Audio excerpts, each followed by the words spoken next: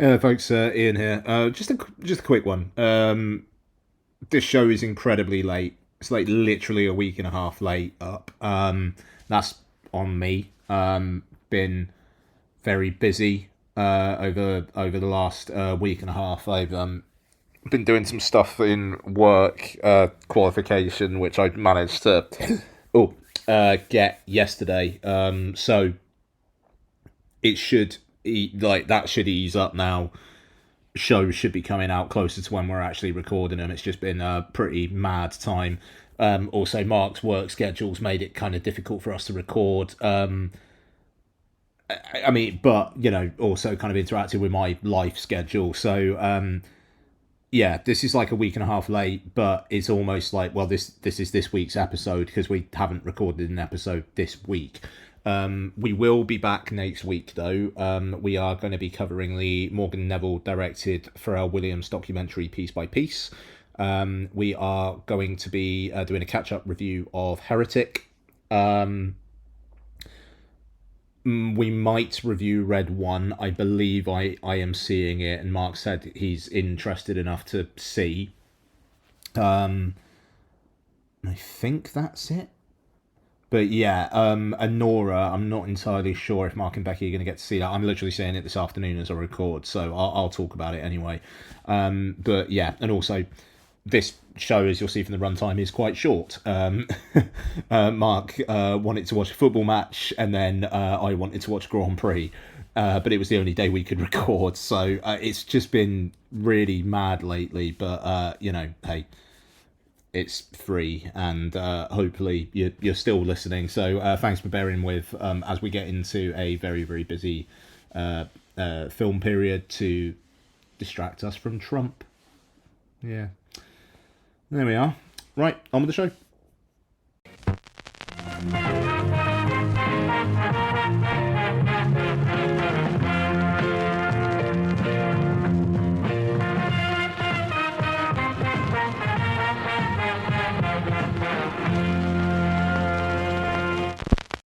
Hello. And Welcome to Film Bastards. Good morning, good afternoon, good evening, and welcome to episode 559 of Film Bastards. My name is Ian Loring, and as always, I am joined by Becky Foster, hello everybody. And Matt Foster, hello everybody. hello, one and all.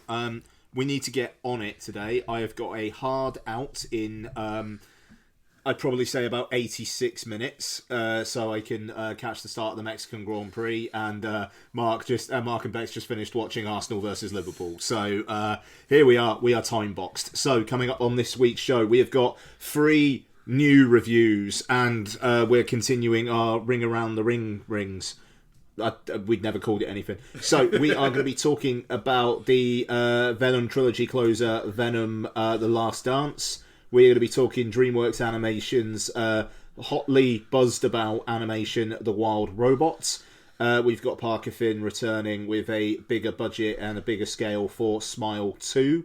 Yeah, we're going to do the Ring, the Gore Verbinski directed one from the early noughties. So we are a Pod Syndicate podcast. Please do listen to like-minded shows such as Chin Stroker vs. Punter, The Rewatch Project, The Good, The Bad, The Odd, Entertainment Landfill, and others. I think that's it. Yep. Okay, so we are going to bang straight into the reviews, even though I will say that the new Christopher Nolan film, apparently being about Matt Damon and Tom Holland being helicopter cops, is incredibly exciting, and I love that he's following up Oppenheimer with that. I also love the fact that he didn't send Matt Damon a script for it, apparently. He just sent him a copy of the film Blue Thunder. Great. I just said, Great. Watch this, because this is what we're making.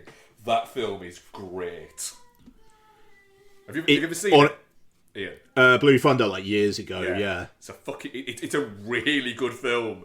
And then when I heard that Nolan was basically doing like a spiritual version of that, I was like, oh, I can absolutely see at this. He's going to be Michael Manning the shit out of that. Yeah, yes, exactly. has the potential to be like the greatest action film ever made. Yeah. We'll see how it goes. It could be really special. Right. Talking of really special, Venom: The Last Dance is directed and co-written by Kelly Marshall. Kelly Marshall sharing co-writer credit with Tom Hardy. And stars Tom Hardy, Chiwetel Ejiofor, Juno Temple, and Rhys Ifans. Eddie and Venom on the run face pursuit from both worlds. Both worlds, okay. As circumstances tighten, they're compelled to make a heart-wrenching choice that could mark the end of their symbiotic partnership. That is a AI-ass synopsis from IMDb there, fair play. Bex, Venom. Yes. I can't remember what you think of these films, so I genuinely have no idea how you would have reacted to this. Yeah, I mean, to be fair, I really like them. I think the bits that they, similar probably to what Mark's going to say, the bits that they have to do to make them fit into the world they live in are not the best bits of these movies. The bullshit buddy stuff is the stuff that makes it work. It's yeah, just the stuff between Eddie and Venom, I could sit and watch them just shoot the shit all day. The actiony stuff, not so much. Juno Temple's weird American accent, I could live for the rest of my life without hearing again. But overall, I think it the action kind of feels shoehorned in. The baddies kind of, I mean, like, really absent. Like, the way that the baddie is dealt with in this suggests that they're building him up for a sequel, which Tom Hardy's apparently said that he's not going to do another Venom movie, so I don't really get what the whole point of that thing was.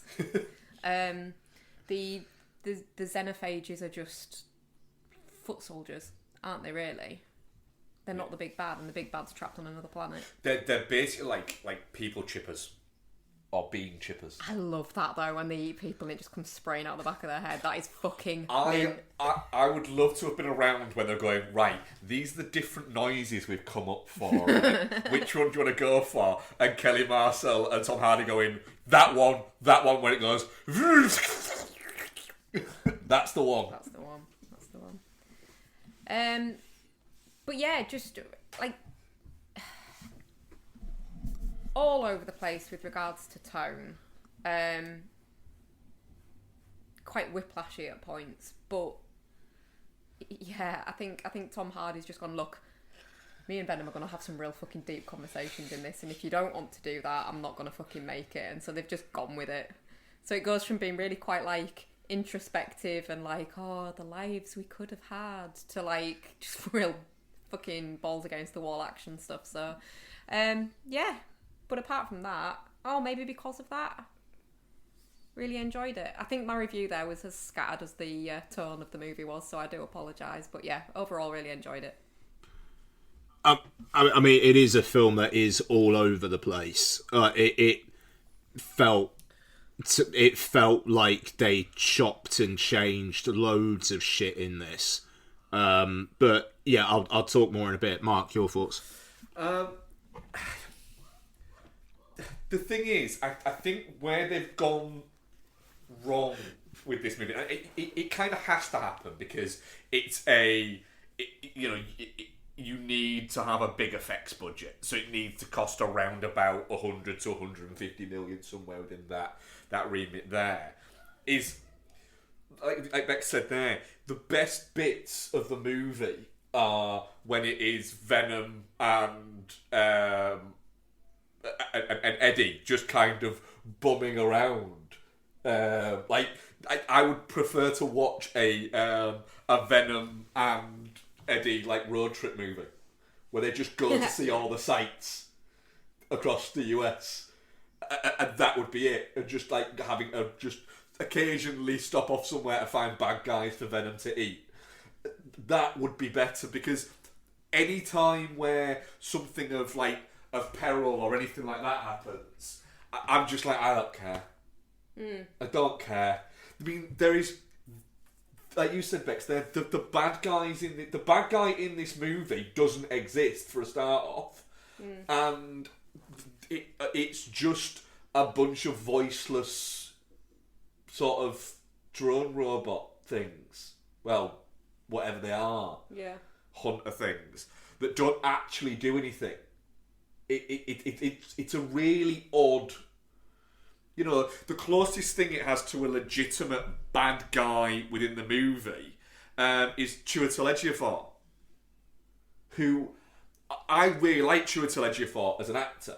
I don't like him when he's playing something that is so fucking generic tough guy because that's just not his thing.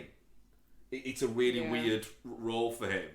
The problem is, my review is almost going to be, you could take every body out of it that was not to do with Venom and Eddie hanging out of it, and I'd enjoy it more if that was all padded out.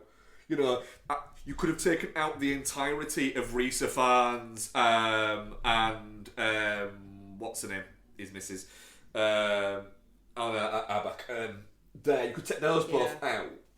Have that entire family bit not be in it. Take out all of the Area 51 bit and replace it with like an extra 20 minutes of them in Vegas with Mrs. Chen. And I would have been happier. Yeah. Don't get me wrong. What was that nobody dance number? What the fuck nobody at was Sony would have been happy with it, but I would have been really happy with it. And I think it might have been a better movie because by the end of it, you've got quite an emotional bit where I genuinely I was getting a little bit like it was getting to me, but you've got this fight going in the background with other Cenobites and stuff like Cenobites. That would have been great. Wouldn't it? Cenobites would have been something. Going on in the background, and I'm there going, I don't care about any of this. What are they called? What? What the fuck are they called? No, it's just Cenobites in my brain. Symbiotes. Symbiotes. Yeah, it's all that's going on, and I'm thinking, I don't care. I would prefer to watch and see what happens when Eddie and Venom go to see the Statue of Liberty. That would be more interesting than everything else you're trying to do. I was so fucking angry with this movie at the end, though. Like, I was like, there's got to be a post credits because that can't be how it ends. That's not fair. Even just a little glimpse of the test tube would have been fine. Yeah. What did you think, Ian? Yeah, I mean, I think I'm kind of like broadly similar. I think Hardy and Marcel are more interested in Venom and Eddie palling around as well, and I feel like they brought in the family and then had that family involved in the action, so at least then they could do a little bit more of the kind of like the stuff they're interested in, and the like Eddie reflecting on the life he hasn't been able to have because of Venom, and but I think the third act is pretty fucking weak.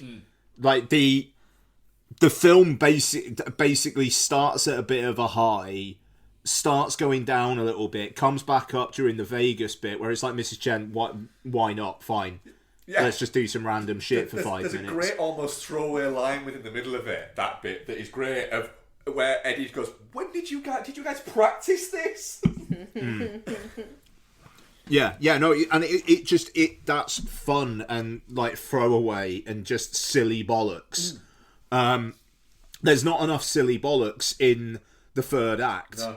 As soon as it goes to Area 51, I just fucking disengaged. I like, honestly, like when all the like the symbiotes were like taking over the other people and going after the fucking xenophages or whatever they were, like whatever. I don't care. And you know, the Eddie and Venom kind of breaking up thing at the end, I mean, like watching Venom like sacrifice himself was like weirdly like quite upsetting. I cried. Like how but like how long it goes on for. Yeah. You know, and the fact he does like the one thing comes down on him and then he's got to do the other one as well. It's like fucking hell. Like this is, you know, pretty heart-wrenching, yeah, in all honesty. But that's the only bit in like the last half hour or so that I really actually engaged with. Oh, see, And I it's loved a all shame the because the other, stuff at the start where they're making the drink and he's making the fucking tequila and just goes, "I did it," and it's just shit. Was great. I needed more of that. See, I really enjoyed all the other Venoms. No, don't No, I need like them. them. I like them. No, they're all pricks. They're not all And most pricks. of them are shredded anyway. What about the like weird mermaidy one? Didn't like them. I have no connection to any of the fucking other Venoms, do I? That's the problem. You've no connection. They are. But they looked cool. They didn't look cool. They did. They all had different powers and everything. They looked like a toy you would get at the seaside. Oh yeah. Fine. And also, as I say, Stephen Graham, cash that fucking paycheck, baby. You're on set for like 2 days in your 4th or 5th build. Good for you. I respect the fuck out of that. But yeah, Null, like the villain. What? He doesn't even do it. He looks up at one point. Yeah, and just as soon as the exposition started, right at the start where he starts talking, I was a bit like, oh fuck, we're in trouble. And then Eddie and Venom come in, and then the great, the tease at the end about the multiverse, and it just pulls him back 30 seconds later. He's like, I've had enough of this multiverse shit, or whatever it is. He said, it's great. That's what we need. And then as soon as it actually starts bringing in that extended MCU or whatever the fuck stuff, is what, like, when I switch off, the Venom films have been pretty self-contained, basically, because Marvel have said no. And, that's been fine by me. The fact that they're now setting this stuff up, which, it's not a Marvel Studios film, so the Null stuff will have to be the Sony universe. The SSU, apparently, it's been, what is it? Sure. Sony Spider-Man universe. But where? I mean, is that going to be Spider-Man 4 because he's MCU? Or is it now that he's in a different reality where they've all forgotten about him, they can spin it that way? But then apparently Tom Holland's going to be in the new Avengers films. Well, And again, I'm asking all these questions, and I'm just thinking, what the fuck am I doing with my life? Asking these questions, and yet here I am. So, you know what I mean? Like, it just, The thing is, it was always going to be complicated, the whole Spider-Man thing, and I just think that Marvel have kind of fucked it by being just really shit the past sort of 3 or 4 years. That they have dropped the ball and kind of allowed this idea to come into play. But the fact is, I don't really give a shit about Spider-Man, and at the moment, Marvel have kind of got to win a lot of people back. Oh god, yeah, like they showed a trailer, didn't they, when we went to the cinema to see Venom for the new Captain America, yeah, but not really Captain America movie. Yeah. And it's like, I literally genuinely could not care less about that movie. Like, there was a guy in my row who cared so much, I genuinely thought if he didn't have the person sat there with him, he'd jerk off. I think the issue with that Captain America one is, if you put, at the end of that,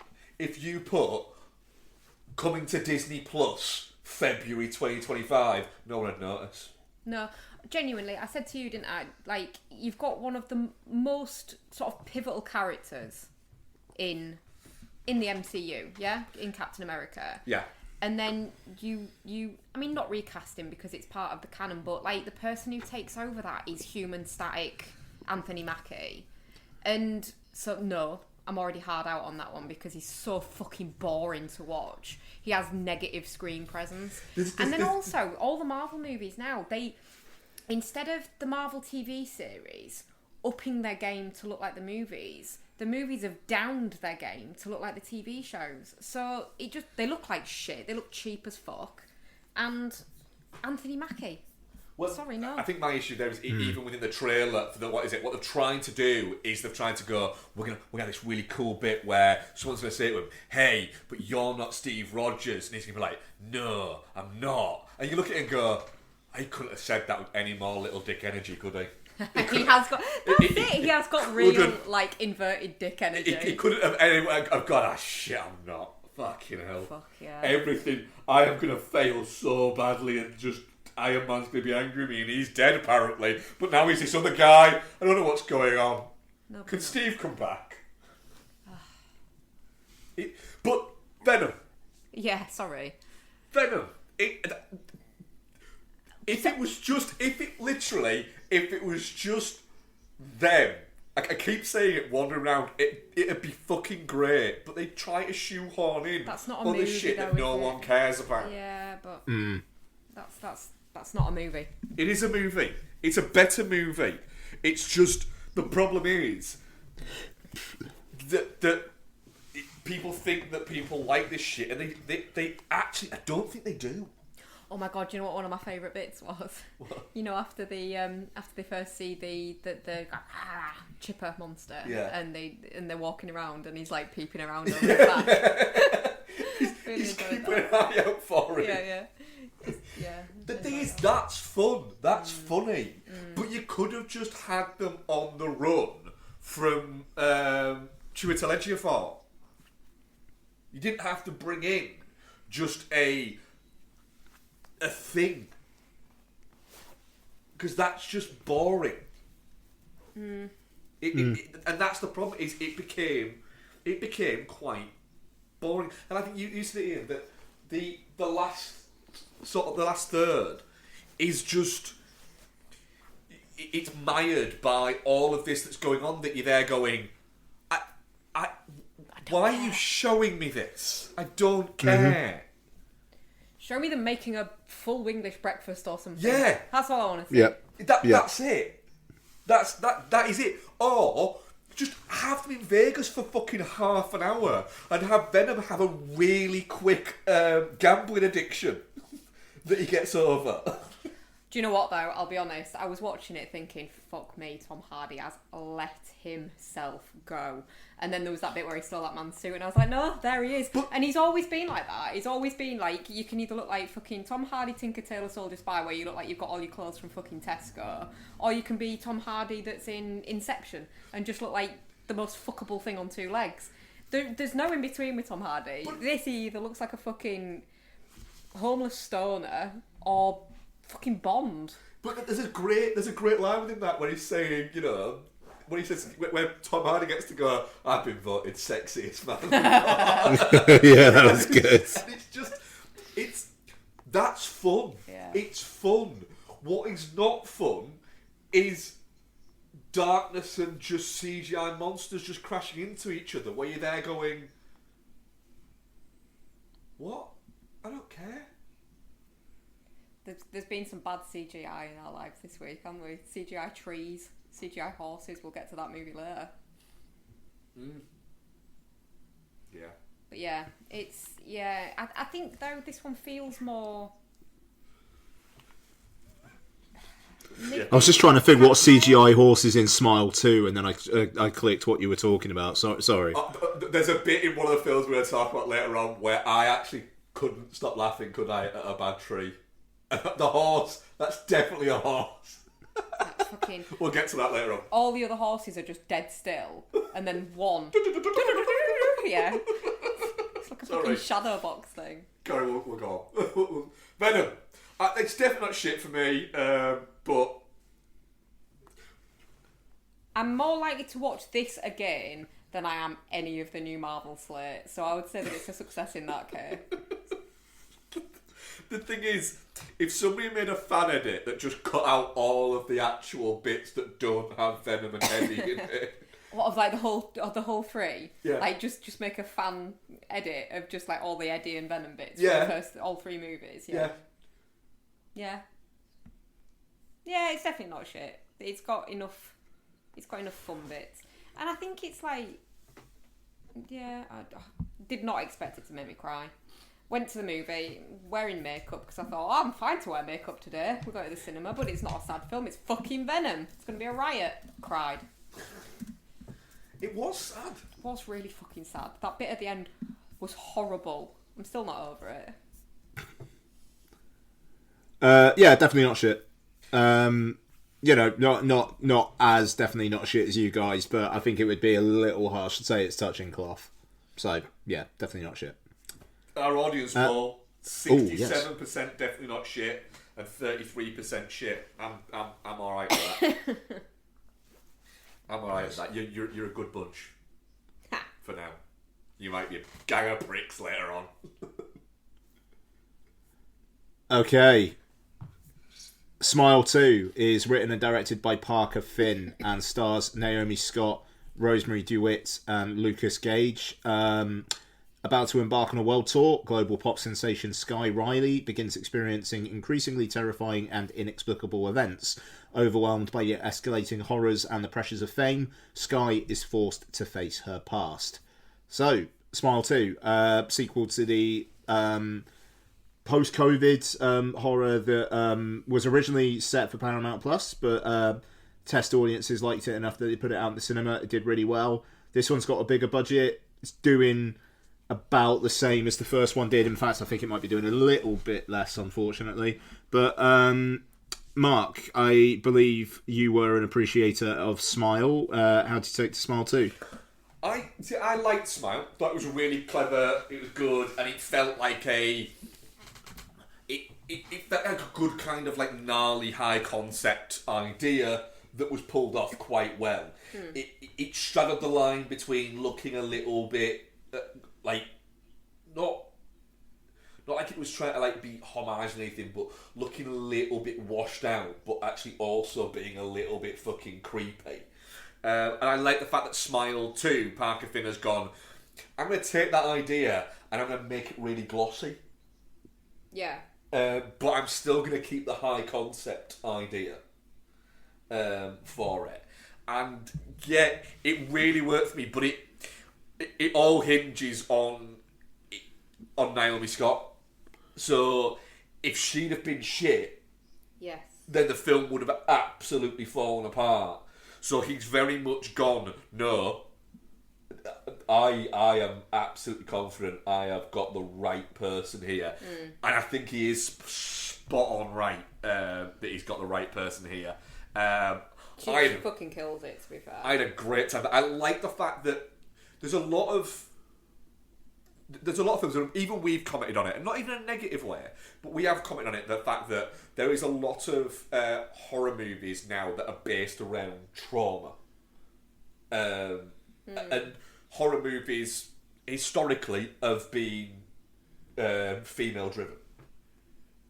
Yes. So it is a lot of trauma that women are feeling. I like the fact that Smile 2 basically goes, yeah, this woman's got trauma in life and it's this, and this. But you are aware it's kind of her fault. Yeah, she's never like the victim. No, it is like, it's kind of her fault. And they're going, but at the same time they're going, but don't get us wrong, everybody around her is kind of a dick. But, so you know, there's all this going on. I had a fucking great time with it. It's unsettling, it's creepy. It had a proper jump scare that made me go, fucking tits! Which one? The bit in her... It's, you know, the guy who, at the beginning, gets killed, that smashed himself in the face with Fragole. Yeah, the drug dealer. There's Yeah. a bit where I think it might be the first time she sees him in her apartment, and she's looking at something, and then all of a sudden he's like behind it. That bit. Okay. And it really got me, but it also got a guy in the row behind us, because we both looked at each other after it and laughed at each other at the fact that it really got both of us. And Nice. there was a girl at the row across who was laughing at me at how much it got me, which I was cool with. I am very easy to get by horror movies, and I really like that. I think the smilers in this are really, really well done. Better than the first one. I think the smilers are creepier in this. Yeah. And The bit in her apartment where they're all like crawling towards her is With the fucking dancers. Oh my Yeah. god. there's one of the dancers has got just, it's not even the smile necessarily, it's the entire body movement and everything. Is it the one that crawls over the chair? Could be. That's She really just good. looks, it's like, you look terrifying and unsettling. You have done this at home to somebody. She understood the assignment. She 100% in. I had a fucking great time with Smile 2. Maybe a touch long. and there is bits I think you could pull out of it, but You mentioned something about that scene afterwards as well. That when she looks away and you're looking at her looking away, yeah, so you can see them moving in the reflection on the. Is it the doorknob or the bed? no. So when she's looking away and she's like against the bed, yeah, the bedpost at the side of her it's not glass, no, it's metal. Brass, so yeah. And I'm looking at going, oh, and for some reason, I must have been a prick with that because I was really enjoying the movie, but I was looking at going, I wonder if that's just going to be polished. And I was looking at it, and you can see it.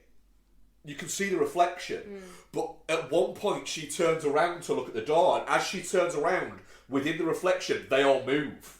Yeah, see, I didn't pick. And I was like, oh, when stuff like that's going on, you know that it's a director that is just paying attention to fucking everything, and he's just having a blast. Yeah, I had a fucking great time with this. Like, genuinely, like, will probably be in my surprises of the year. Oh really? Yeah. I was expecting to enjoy it, but the sequel to Smile shouldn't be this good for me. And I'm really glad it is. Yeah, I like the fact as well that with a bigger budget and more eyes on it, they've not dumbed down the story. No, this still sets the central premise. Like it's complex. Like you have to follow it. Whereas with a lot of horror movies that are for a wide audience, they just make them really easy to follow and a bit dumb. And they've not done it with this. Yeah, back to me. Keep on, dude. It sounds like you were into it. Yeah. I mean, very, very similar to what Mark said. To be honest, it's clever. It looks fantastic. Naomi Scott is brilliant in it. I had to look up afterwards what she'd been in before because she's so good in this. I was like, oh, I'm sure I've seen her in something else. And it's Princess Jasmine, but she looks completely different with blonde hair. Yeah, she does. Like, just like a completely different human being. Like, looking at pictures of her on her IMDb of her with brown hair, I was like, is that actually her? I don't think it is. But obviously it is. But yeah, I think, and then the ending is like where I'm assuming they're just all witnesses now. Just, yeah. I like to say, because when it was going on, it was in the Pizza Hut fridge. Which a line I never thought I'd say, but we could have now. I was thinking, I was really hoping it was going to be the ending that Ian was predicted, and then it just flips. I was like, oh well, fucking played. One thing I will say as well, like, obviously she's got chops for singing. You know that from Aladdin, but like with movies like this where it's an actress playing a musician, but the musician bit isn't the focus. Sometimes they're a bit shit, aren't they? And she's really not. Like, all the stuff where she's being pop star her are really, really well done as well. Like the singing, the bit where she's shooting the music video, all of that stuff's really well done as well as an extra layer. Which I think made it feel a little bit more lived in, I guess. If that makes sense. Yeah.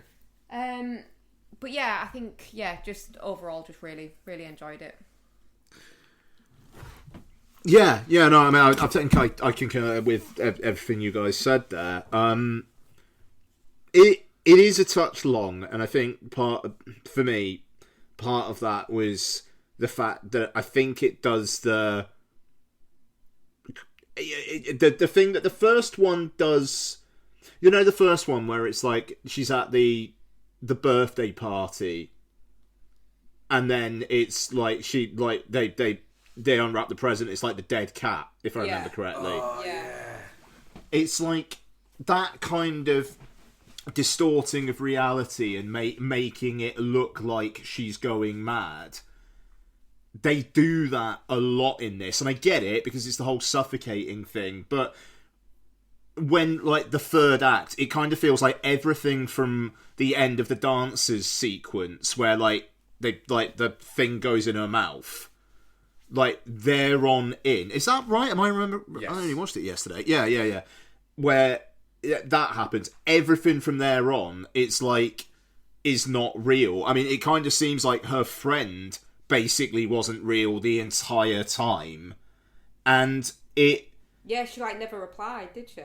No, because that's the like she get like it's the she called like she's on the phone with her when she's in the car with her as well. Yeah. And so the first one, it's a ramping up of the you don't know what's real kind of thing. But I thought that it was just doing that a bit too much here towards the end, where, you know, I get that. Yeah, I mean, I called the ending, but even there, with a lot of horror films, the ending is obvious. It's more about the journey than the destination. But it was just the fact that the journey was very obvious, I thought, that, you know, just maybe take a couple of bits out where she's having a go at someone, and then, oh no, actually, like, it looks like she's going mad. I think you could take out the entire charity speech sequence there. Yeah. That doesn't seem to add actually anything, really. No, because by the end, she's still, like, it's still the first night of her tour, and I get that's because her mum's, like, basically, this tour's fucking happening whether you like it or not, you know, which I liked that aspect, that she is like, I don't want to do this, and it's forced upon her, and then look what happens. But saying all that, Parker Finn's using his bigger budget so well here. Like, that, the opening scene, the one-shot shit, it is like, am I watching the right film? And you know you are, because Carl Gallner's in it, and, you know, obviously, like, what like, things that are happening in it. But it was really impressive. Like, it just on a technical filmmaking level, and then like all the kind of like the musical sequences that you've got with Naomi Scott, like, very well done. Like, this guy now apparently doing a Possession remake with Robert Pattinson based on Smile 2. I'm really up for that, and I'm also up for a Smile 3, which will be a completely different film because it's basically an apocalypse film.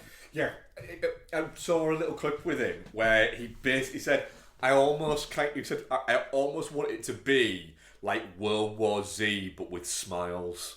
Great. And I was like, that sounds insane. But he said, I don't want it to start. He said, I have an idea, and I have two ideas. One is that starts straight after it. He said, and the other idea is it starts like months after it. Yeah. What, where like the way it's just spread. Yeah.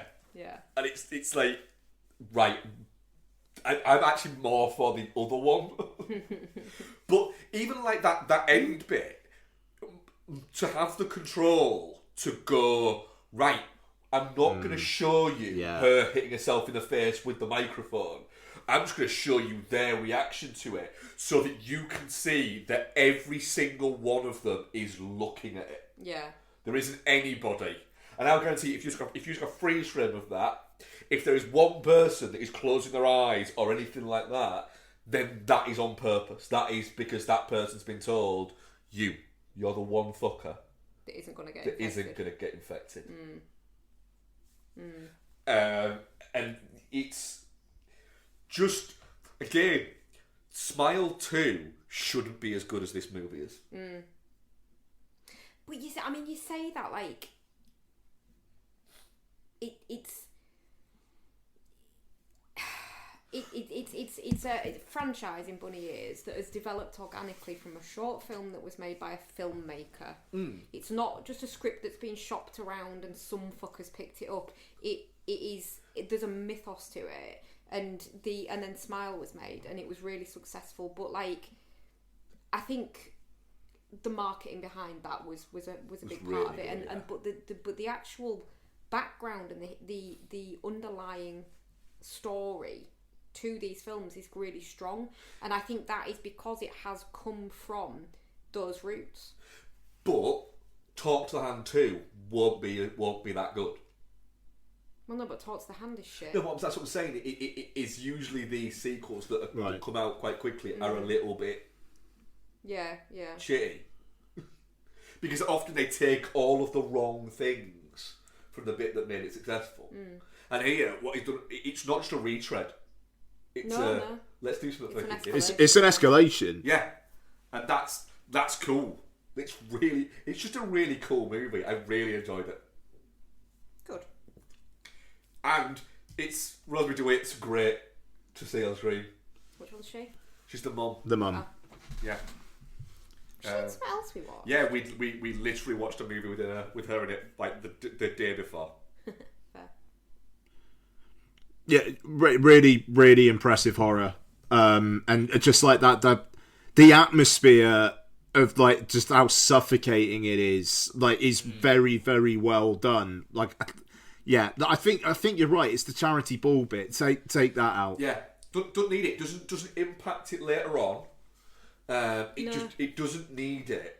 It's a good sequence, but I think if you lifted that out, you're losing maybe 10 to 12 minutes, and over 2 hours is a long time for a horror movie, especially a high concept horror movie. Yeah.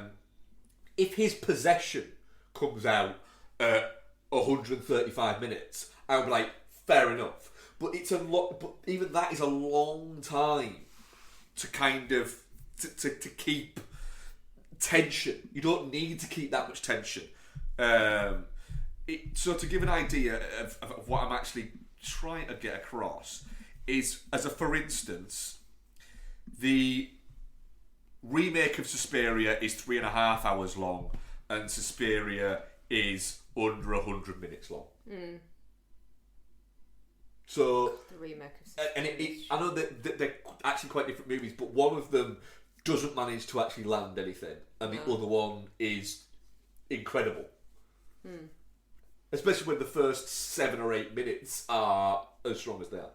Yeah. But yeah, that's Smile 2, definitely not shit. Might even be talking myself into it being in my top 10 of the year, to be honest. What's your lock screen now? You've changed it. Oh, you'll have to wait and see. Definitely not shit. Definitely not Very shit. impressive. Our audience poll. Oh, here you go, audience. Wow, I bigged you up a minute ago. Look at that. Have they fucked it? The fucked it, yeah. Not really. Definitely not shit, 20%, touching cloth 40%, and shit 40%. Wow. Genuinely surprised by that, but okay. What do you want, guys? CS3P Combat. Player 1, choose your character. Tired of film and television podcasts where the hosts exist in a blissful state of agreement? Twin Stronger. Player 2, choose your character. Well, you're in luck. Hunter. Round 1, fight! Allow me to introduce you to the Chinstroker vs. Punter podcast, featuring two film and television fans from Birmingham, England, who enjoy their media in very different ways. But anyway, that brings us to the end of the plot of Blue Velvet. The plot. I mean, the main characters are two of the dullest main characters I have ever encountered in any film. So join us as we catch up on what we've been watching from our own very different perspectives. Double KO. Round 2, fight! You can find us at csvsp.libsyn.com, also on Spotify, iTunes, Stitcher, all the places that podcasts can be found. Just really It's isn't. not visually striking. No. Just getting confirmation. It's just in English. That's the third time, though. I mean, is this on?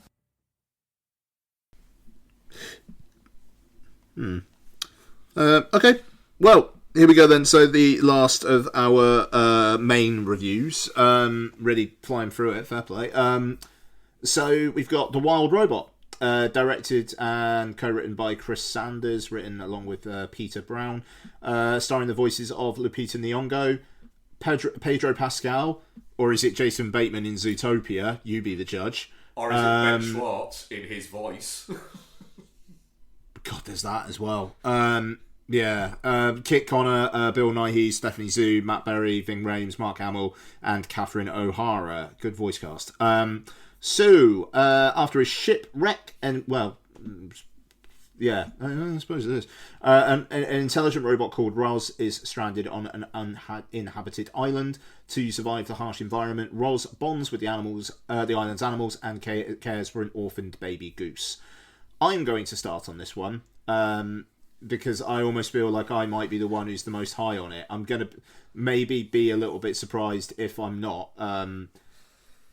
So I mean, we'll see. I really enjoyed this. It'd been really buzzed about, and some talk about it maybe even getting a Best Picture nomination, which I think is a little bit far off the mark.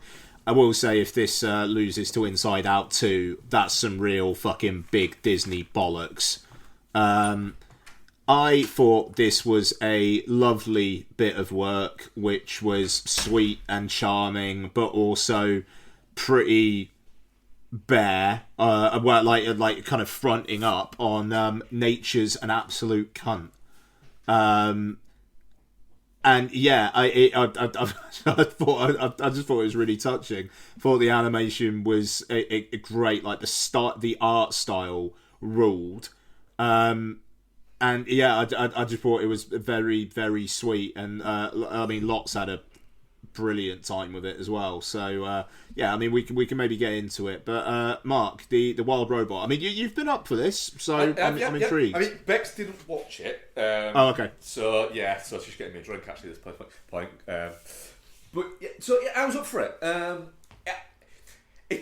it's got some dark comedy in the first like 20 minutes. Oh yeah, that I wasn't expecting. I genuinely wasn't expecting a severed bird's head.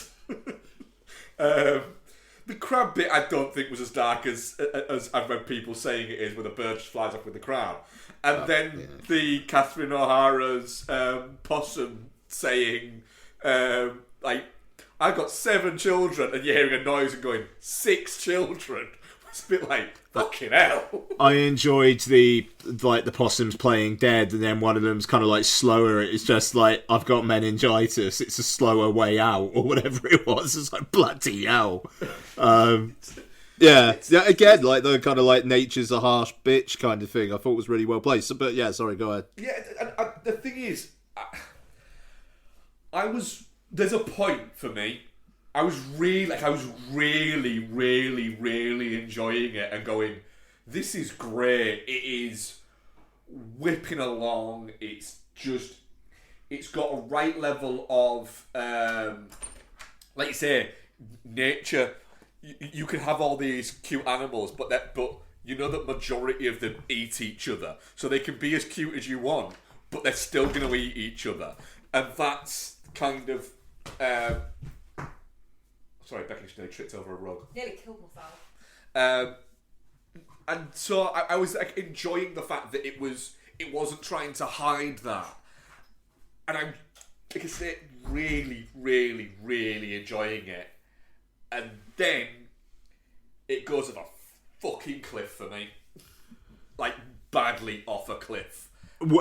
At what point? At the point of where they decide to have a really, like, just really overly soppy inspirational song montage, and then it just becomes so painfully saccharine for the next hour that I was just going, please go back to being fun, please.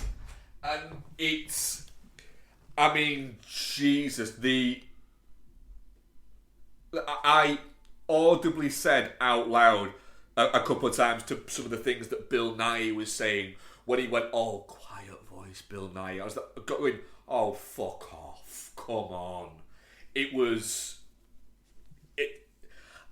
annoyed because I was really, really enjoying it, and then it just becomes a bit fucking hell. And then the last 10 minutes that are setting up a sequel that it doesn't need to bother was just a bit... I feel like they're cheating now. Yeah, that last 10 minutes is the thing that takes it down to a 4.5 for me, because I really enjoyed the saccharine stuff. I thought it was lovely. But, did you not sorry. think it went a bit far? No, because it's a film made for families, mate. I'll be honest. Like, I think it works for the audience it's being made for. But I think there's a bit of whiplash from what it's doing to then being that is a bit like... Yeah, because if it kept doing what it was doing for like the first 20-25 minutes, it wouldn't exist. you can't. Yeah. It genuinely. I didn't know people were saying this should be nominated for Best Picture. That's a big fuck off. Yeah, no, and it is. You know, I'll say that myself. Like but the last 10 minutes, where it is, here's what could happen in the sequel, really was this. The nature of this film feels really counter to the idea that, and then in the last 10 minutes we're going to talk about how the big conglomerate Universal is going to provide more content for you in a few years with Wild Robots. It felt weirdly out of sync with the rest of the film in almost like a spiritual way. Do you know what? I've been a bit minge-faced because I did actually really... I got behind the whole her going out to rescue everything and taking across Fink. Like, genuinely, I thought it was Ben Schwartz voicing it all the way through until the end when it comes to Pedro Pascal, and I went, what? Yeah. It's wild that it's Pedro Pascal because it doesn't sound anything like him, but it does sound like a very generic voiceover performance, so it is a little bit like, what's the point? No, I really enjoyed the bit that... I liked the peril of that. And it does have like a... It has almost like a... So it flips the nature bit. So at the start, it's kind of going... It's adding comedy in to hammer home the fact that nature's cruel. But then you have that bit where they're looking for all of the animals and she digs out one and looks at it and then looks at him and then just covers it back over. Yeah. And he gets a little bit like, oh... And it's the first one that they've clearly not been able to save. That bit, that whole sequence, I thought was good. It was almost like it leaned too much into the Bright Bill bit with that and their relationship, which that just felt a little bit. I'm not sure how I didn't click with that. Possibly because it had annoyed me so much that middle sequence there. So I have been a little bit kind of. But I don't really probably need to be. And look, I mean, what you thought was what you thought, though, dude. And I mean, I'm coming at a place. I watched it with my 10-year-old daughter, you know, who's starting to get a little bit more independent and all that kind of stuff, you know. So.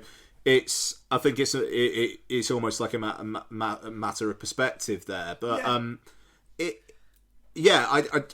what did you think of the art style? Like the whole kind of like it's almost like paintbrush stroked in the background, and when they're still, and it kind of like it takes more form when they're in motion. I think you notice that more with Fink than any of the other characters. Sure. That's there, and I think that's entirely intentional because I think they're looking at that and going, right, we want Fink to look basically we want Rosum to look like a Hayao Miyazaki design, which is cool, and it does, and we want Fink to look like an old school Disney 70s animation style, which is cool, and it's a really good-looking movie that occasionally has. I think the noticeable bits that you go, not a fan of that bit though, are the bits where it goes Digimation. But it's a lovely-looking movie. And then you've got whoever decided, you know what, we need to have Matt Berry in it playing just a beaver that has neurosis. It's a great idea. I enjoyed that, and I really liked where he made the leg for Roz. That was because like Lottie was convinced that he was a bad guy, and I was just like, I really don't think he is. I think he's just a bit crabby. Yeah. So when she saw that, I think it kind of clicked. That clicked for her, and that was lovely to see as well. That's the thing. I mean, a lot as well with it, where she's like, I don't know what to say, and he's like, good, and just walks off. No, I mean it. A lot of my reaction might be informed by watching how much Lots enjoyed it as well. So there is that to it, but. Yeah, Love them. I had a great time. Did with like the fact that they basically went, do you know what? We're gonna have the balls to have no humans in this. I know you do see some, but they're not. I don't even think one even ever speaks. No, they're not a part of this. They're not a part of it. Good. You do not need to have it. It's almost like the director went, no, do you know what everybody says about Wall-E? It's shit once the humans come into it. Well, I mean, that's the thing. And I mean, like, the guy who directed it, Chris Sanders, he's the guy who did the How to Train Your Dragon films. He directed Lilo and Stitch, and I think he directed the live-action How to Train Your Dragon as well, or he's directing. So, and that guy, he's just got a bit of a touch, but he's not talked about as much as like a lot of the Pixar people. He just seems to kind of like quietly do the work, and there's an authenticity to him. Didn't he? Yeah. Did he direct all of the Harrison Ford one? Yeah. Did he really? I thought that was all right as well. We both really enjoyed that, didn't we? Yeah. Yeah. Yeah. I think we both watched it and we're like, do you know what? That's a good film. Yeah. And I like Chris Sanders, and like I said, if Inside Out 2 wins over this, that's just major. Oh, it's the Pixar one, so I'm going to vote for it. Yeah, it's a good film. Like I say, it's definitely not shit. It'd be wild if it got nominated for Best Picture. It's not that good. I mean, I think that's probably fair. But glad it exists. I think hopefully the right lessons will be learned from this being really successful and really well thought of. But yeah, that end sort of 10 minutes where it's setting up a sequel and you're going, I don't really get why she's going there. Is she going there to infiltrate? It just seems a little bit unnecessary. You could just not. Yeah, totally. It kind of feels like they originally went with she goes away and that's the end of the film, and they were like, we've got to have something there. You need to let people leave on a nice moment. There is a sequel book, isn't there? I don't know, but that doesn't surprise me. Yeah, there is a sequel. So there's the book The Wild Robot, and then there's another one called The Wild Robot Escapes. So Okay. Escapes from its needy goose child, maybe. No, it's not a goose child by that point. It's a Full-blown goose. not like a full-blown goose, but like 19 or something like that, I'd probably say. Yeah. He's not needy anymore. He's like one of the leaders of the gang. Like his mum did Nye. right by him. One of the leaders of the gang. He kills Bill Nye. He kills Bill Nye. Take over his role. You don't see that bit, it happens off screen. See, I don't know what Bill Nye is, so I'm just imagining a teen. He doesn't really kill Bill Nye. A late teens goose killing human Bill No, Nye. he doesn't kill Bill Nye. Oh. I was being mean. So he's not as badass as that kid in Salem's Lot. No, he's not as badass as that kid. It sounds like he just has a moment. It's a good film. It's a good film. I was been a bit mean about it at one point when I probably didn't need to be. And Aya's right. The problem is, the bits that I didn't like, it's not for me, it's for kids, and that is correct. It should be for kids. Yeah, but don't make what looks like a good-looking, arty kind of animation movie that's going to trick adults into thinking that it's going to be good and then make some schmaltzy crap instead. No, but absolutely, they should do that. Nah. They should do that Kids because will that watch will get because the adults have to take the kids to watch it. Yeah, but then everyone's disappointed. I will take one of these. I'm being a fucking misery about it and I didn't watch it. I will take one of these over whatever Shrek 5 Who fucking knows? I won't watch that either. is going to be, or whatever fucking Ice Age 36 will be. I'd take the Boy and the Heron over this any day. It's good. I enjoyed it. Definitely not shit. Definitely not shit. And our audience poll, definitely not shit 86% and shit 14%. Okay. Okay, so we are on to the last part as we reach the second last ring around the ring rings, with the last one happening after Halloween, so well done us. We're going to be talking about Gore Verbinski's The Ring from 2002. which stars Naomi Watts, Martin Henderson, and Brian Cox. We all know what it's about. So I'm going to say, first off, Naomi Watts in that striped jumper. Me likey. Could Bex. you get it, Ian? Yes. Could get it. Yeah, absolutely. She's too freaky in this for me. Naomi Watts could not get it. Screams. I would deal with it. Fair. Becky, The American The Ring. You don't want to come to me first on this. Why not? Because I historically and unashamedly fucking hate it. Do you still hate it? Yeah. I hate it even more because I forgot about the fucking horse getting obliterated by the fucking propeller on... That might not have been the horse. It was definitely the horse. It might not and have been. struggling and hitting the side of the fucking boat. Nobody needs to see that. That horse was a prick, though. The horse was not a prick. Horses are Naomi pricks. Watts, right? That horse was happily just there It was, yeah. in its fucking horse box, and then she went over and agitated it. She annoyed it so much That it killed that itself. it killed itself. Yeah. Fuck Naomi Watts and fuck this stupid movie. It is a weird bit. It is weird, that sequence. No. The rest of the movie could be a fucking masterpiece and I would still hate it because of that. I have never watched the entirety of Braveheart because of the way that they treat horses in that movie. So, no. But the point... Yes, they take its brave out because of the way they treat horses Yeah. and not the massive historical inaccuracies. I don't care about that, it's a movie. But the point still stands that this movie is not a masterpiece. The bits that do work in it are the bits that are basically just fucking carbon copies of the original, and everything else that isn't a carbon copy is shit. Touching cloth on Bex.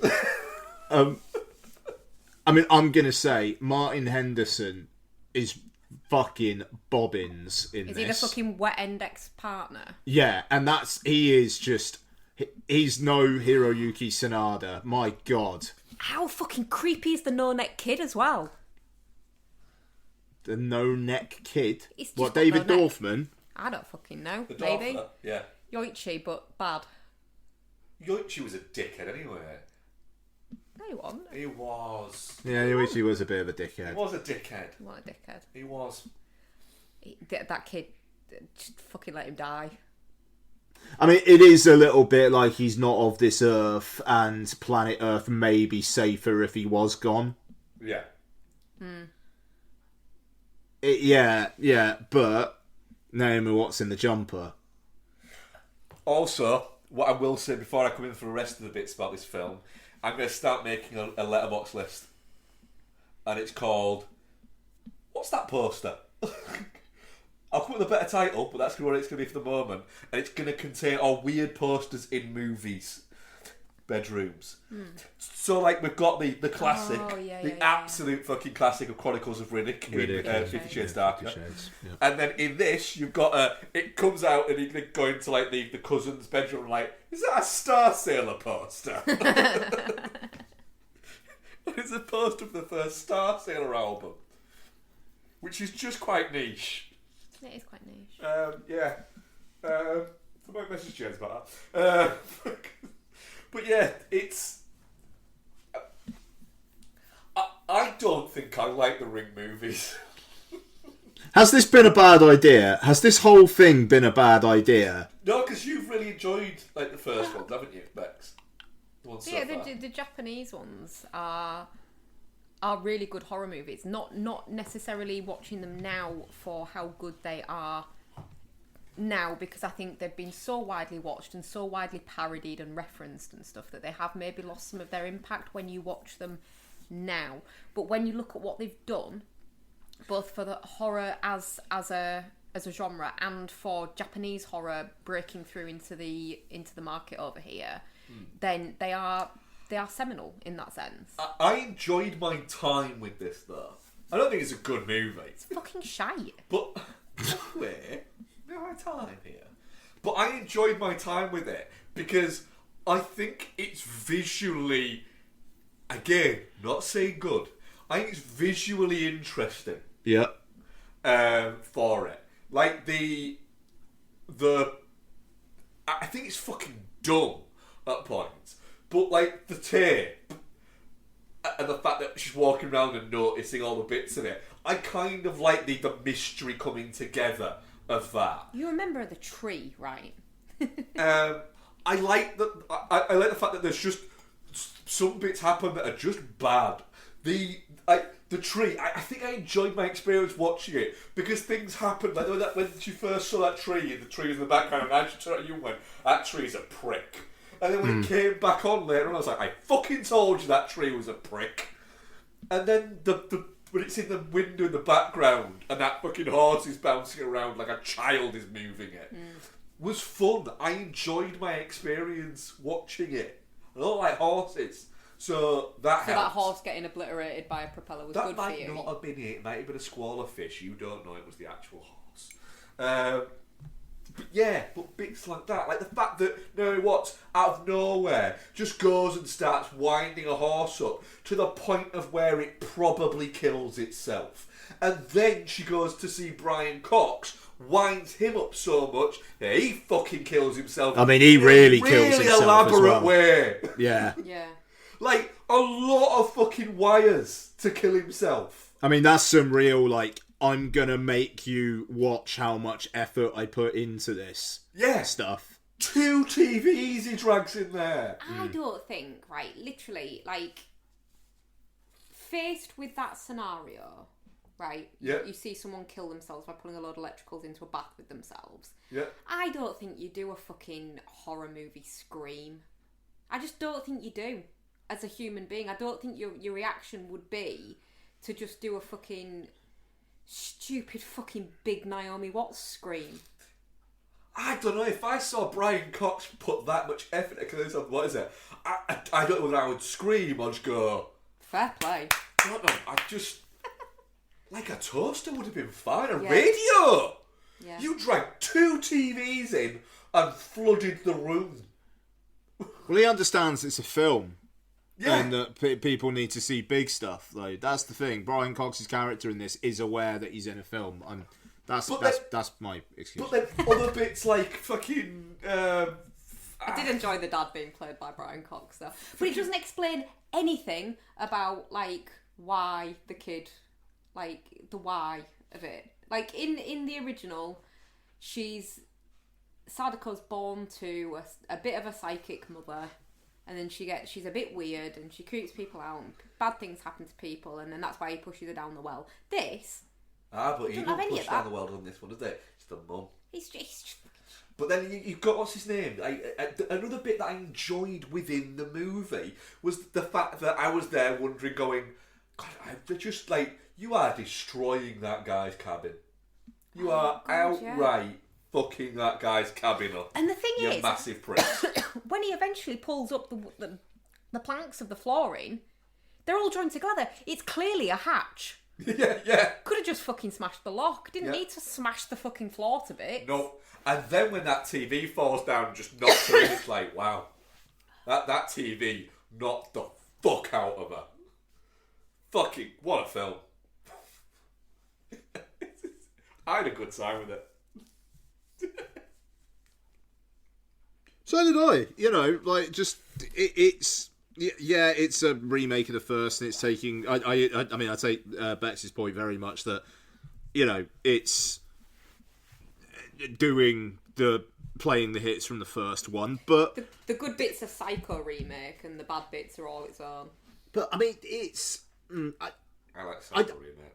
I like the atmosphere of it, and like Mark said, the look of it, like the kind of like the just kind of blue, constantly damp, like kind of like clammy kind of look to it. I thought was effective. I thought Hans Zimmer's score was appropriate, kind of understated, and it's got an air of foreboding to it, which is kind of copied from the first one, but it's interesting that I think it was allowed to retain that level of it. Like I would imagine if they did a remake of the, like, you never had the American ones before, and they were remaking The Ring now. I don't think it would be allowed to be as kind of like melancholy as this film is. No, it would be.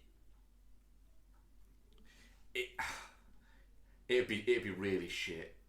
Yeah, and you know, the thing is, we'll talk about Rings next week, and I feel like that would be a kind of example of a more contemporary version of it, and I'm pretty sure that film's going to be shit. I'm ready to be. Don't get me wrong. I'm ready to be pleasantly surprised, but that's how I think that's going to go. And so I think this film's got a little something to it, but I take Bax's point that it's because it's based off of like really interesting source material.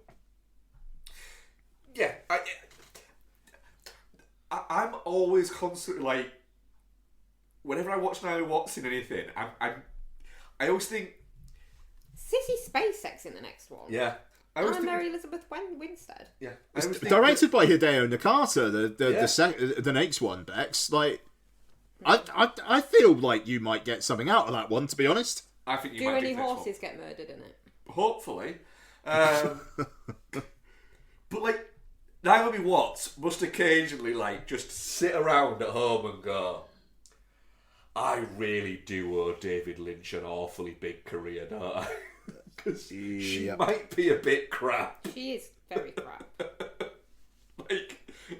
And the thing is, if you watch Mulholland Drive, she's a bit crap in that, but it works within the framework of how Lynch has a movie. Was it Naomi Watts that went through a stage where she just played bad mum? No, you're thinking of the Australian one that was in Silent Hill. Oh, yeah. Yeah. I enjoyed watching The Ring. I enjoyed it more than Ring. It's because you're a fucking idiot. Probably. Yeah. Radha Mitchell, yeah, she's terrible with like a few films, wasn't bad she? mother, yeah. Yeah. I'm looking for. I am more looking forward to the sequel to this than I was the sequel to the other ones. Still think Spiral's been the best out of a lot of them so far. Yeah, Spiral kind of fucking bangs. Yeah, it does. Yeah, but then you've refused to watch any of the sequels to Spiral. I haven't refused to watch them. I just haven't watched them. Collectively, you have. Both No, of we you haven't. conspiring against me to make me watch these fucking awful There's American about ones. 6 of them. I'd rather watch 6 of them than 3 of these. You're going to like the next one. Sure. I've never seen it, so at least it'll be new. I refuse to watch any of the sequels to this because it was so bad. You've been negative. You've been a negger. Yeah, I am a nigger because it's shit. I enjoyed The Ring, and it is shit. It's not quite Geostorm, but... No, do you know why it's not Geostorm? Because that's so bad it's good. Yeah. And this is just bad. But I enjoyed my time with it. Definitely not shit. And David Dorfman. He was like the... Yeah, he was fucking Jediah in the Texas Chainsaw Massacre remake. Yep, hasn't been in anything for a decade. Sorry. Yeah. Go on, Bex, what are you going to say? Is that the Texas Chainsaw one with what's her name in it? With Jessica Biel's ass in it, yeah. Jessica Biel's butt, yeah. Yeah. Good ass in that It's movie. a good ass in that movie, yeah. She's just a weird... Apparently like, the rest of us in it, the rest of her is in it as well. isn't she just a weird anti-vaxxer now? She is what's referred to as a fucking nut job, yeah. Yeah. Fair. But for a minute there, she had that ass. For a minute she did have that ass, yeah. Yeah. Nice. Yeah. What was your rating, by the way? I don't know. Touching cloth, I think. Because I do think it's shit, but I also enjoyed it. So I'm going to have to say it's touching cloth. There's some good imagery in it. And then genuinely, like, not even like just funny imagery. There's some good imagery in it. Then it's usually... The really, really overly tall ladder. I like the big ladder that took him up there. But yeah, no, but this is the point I was about to make. There's some really good imagery that is then usually followed by Naomi Watts doing something fucking stupid. Like you see a ladder and she walks like straight underneath the ladder, and then the guy's like, "Hey, you don't want to do that? Bad luck." It's like, she's just done it, dickhead. Or when she thinks that the kid's up there in that room right at the top, Yeah. and he's good up, it's like, was she in? Yeah. You idiot! You're supposed to be a smart woman. Yeah, but you see, she has a stripy jumper, and she looks really hot when she's wearing it. Yeah. Yeah. That's it. Naomi Watts is hot. There's some pretty looking things in it that even aren't Naomi Watts. And at the end, the dickhead dies. yeah, at the end, the fucking fucking crawl out the TV fucker. He's very. Gets I need to stress how bad Martin Henderson is in this. He's such a wet blanket, and it's like he's got he's a proper skin job, to quote Mike saying, like Hollywood leading man kind of look to him, where he looks like a Hollywood leading man, but he just looks a bit shit. Yeah, he's a good. If you ordered a Hollywood leading man off Shein. Yeah. Yes. That's it. He's a good-looking guy that has, like, just no charisma whatsoever.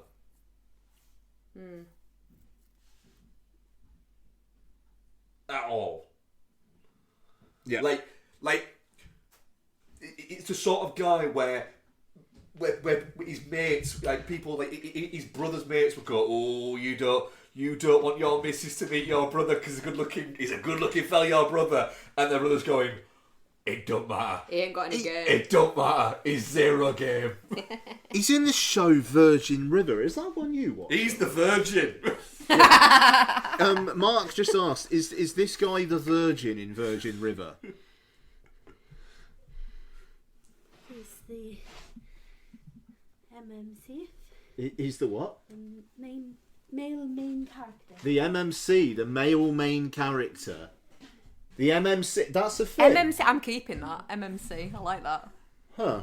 Okay. Don's feeling a little ill, so she's walking downstairs and not engaging anymore. She's had enough of my buffoonery. It is not being sanctioned anymore, I don't think. I tell you what, we use "she's not sanctioning my buffoonery" with lots in relation to me so much. Like, God bless Tommy Lee Jones for bringing that into life. Can I just say as well, on his Wikipedia, I promise this is true, you can check it out, people. What, Martin Henderson? On Martin Henderson's Wikipedia, where it says personal life, as of 2017, he lives in Los Angeles with his dog. That is it. Right. There's nothing else. That just backs up everything we said. But, you know, he's in a big Netflix show. Like, Virgin River, I believe, is a big deal. So, you know, good on him, but you're shit in the ring, and I'm glad you get Sadako'd at the end. Fair play. He might be a lovely guy. That's fine. Hey, he lives with his dog. He's all right in my book. But, you know. He's not a handsome, rugged, versatile and charismatic character actor, though, is he? He is not absolutely the man, is he? He's not. We should watch that before Halloween. We are going to watch that probably on Halloween. Yeah. And I, at some point, might get that tattooed on me. What? Hang on, what? What? What are we talking about? The greatest bit of literature that's ever been written is Tom Atkins, and I have mentioned this on the podcast before. IMDb. Wait. Rugged and handsome. Handsome, nice, rugged, versatile and charismatic. Yeah, fuck. Everything though, to be fair. that I would say about that man. Yeah. Oh, yeah. Anyway, that was a weird tangent. That was a weird tangent, but I love it. Martin, if you do listen, you seem like a good dude. Hey, you live with your dog, and I'm sure you get some lovely The Ring residuals around this time of year every year. Good on you. Oh, God, we've contributed to them. It was on Paramount Plus for me. I don't reckon he gets anything out of that. That's alright then. 17 cents or something like that. It's going to be, yeah. Absolutely fuck that film, and I'm really angry with you both for making me watch the sequels. Hey, The Ring 2 is directed by Hideo Nakata. Who knows? Who knows? Maybe. That's the spirit. Maybe.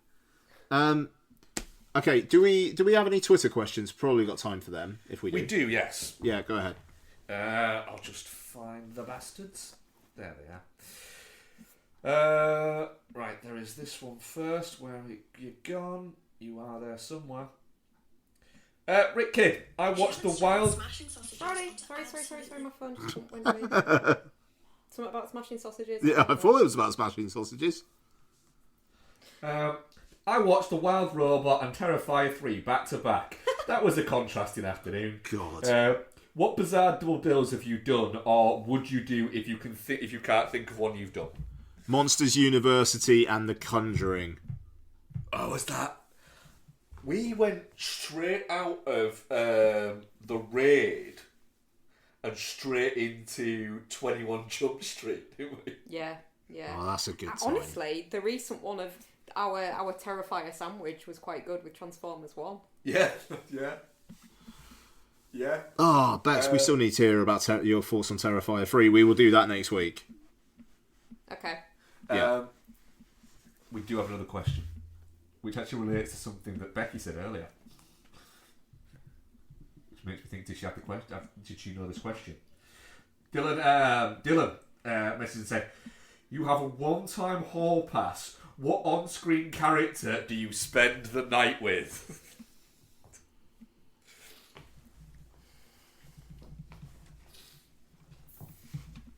No, that's really difficult.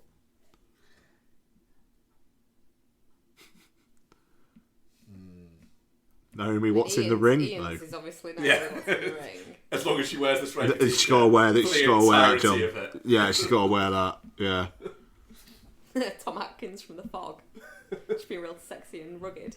Tom Atkins from Halloween 3, sexy, rugged, and an alcoholic.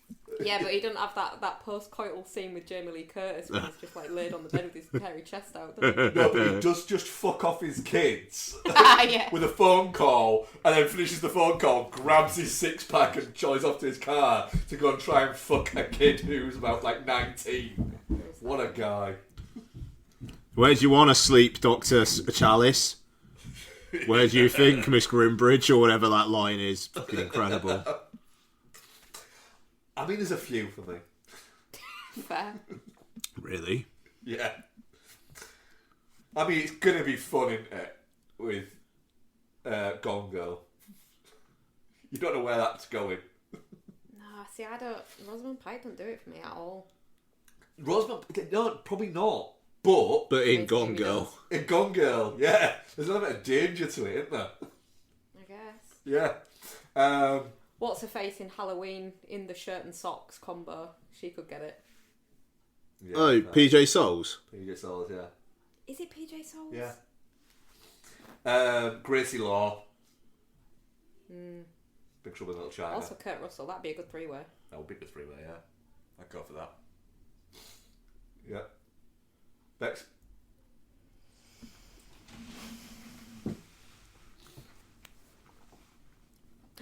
Hugh Jackman in the new Wolverine. That bit where he's holding those things together and his shirt explodes off. That's quite good. It's not fucking PJ Souls. You do this every time to me. Do I? Yeah, it's not. It's... Oh, is it Nancy Loomis? Yeah. The dark-haired curly The hair. dark-haired one's Nancy Loomis. Sorry, Yeah. my Yeah. bad. Sorry, yeah, that is. I keep doing that. Not PJ Annie. Souls. She's fucking ugly. Right. Well, you're very aggressive In that, tonight. not in general. Like, they don't give her a good look in that. Isn't she the one that just gets her tits out at some point? Yeah. Yeah. I don't remember those sort of things in movies. Yeah, you do.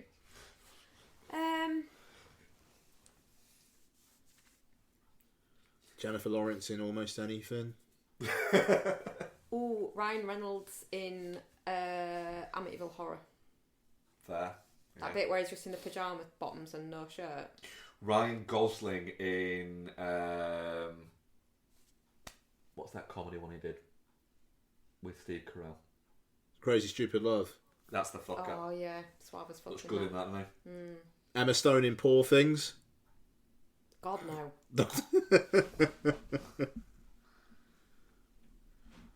There's a lot. There's quite a few.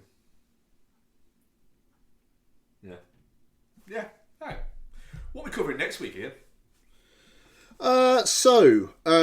We should be covering. I think maybe it's going to slightly depend on cinema timings for me. Anora, coming out nice and early into the Oscar season. I was pleasantly surprised by that. We've got the new Hugh Grant horror Heretic. Couple of films that I've watched on Netflix that if you guys were up for, I think could be good reviews. The Anna Kendrick directed Woman of the Hour. Yeah. And the Sam Raimi produced thriller Don't Move. Don't move. Yeah, yeah. All right. Yeah. Both those fuckers as well. So yeah, they're both like 95 minutes as well. So yeah, we can cover them next week. Obviously, we'll have Bex's thoughts on Terrifier 3. Just as a kind of like a prelude to that, Bex, like out of 5, what would you give Terrifier 3? You've not got it yet, have you? No, not yet. No. Oh, I thought. Yeah. I thought. Oh, your Terrifier sandwich was just 1 and 2. Yeah. Yeah, 1 and Right. 2 with Transformers in the middle. Yeah. Sorry, I'm just. Time, but I think we are catching it tomorrow. I think, are we? I did rewatch Transformers 1, by the way. Nice. Oh, Noel will be proud of you. Oh, Decepticon. I messaged sorry. him. I messaged him. Oh, good. While I was watching it, saying it's just so good. The exposition dump at the beginning, just being a video file, is just so elegantly done. Which it is. It is. Okay, so we'll. Do you know what? The Clint Eastwood film Juror number 2's out next week as well. Yeah. Yep, it's getting a bigger release in the UK than it is anywhere else. Yeah, that's really weird. And it's got like decent reviews, like not like amazing, but like it's quite good. Apparently. Yeah, it seems like people like it. Yeah, I just don't think I'm going to have time to get to it. Like, genuinely, that's just all it is. So, oh, hey, Ian, if we're doing a streaming services kind of sharing kind of vibe, if you get chance, maybe you watch the new Joseph Gordon-Levitt one. Oh yeah, what's that? Killer Heat. Killer Heat. It's fun.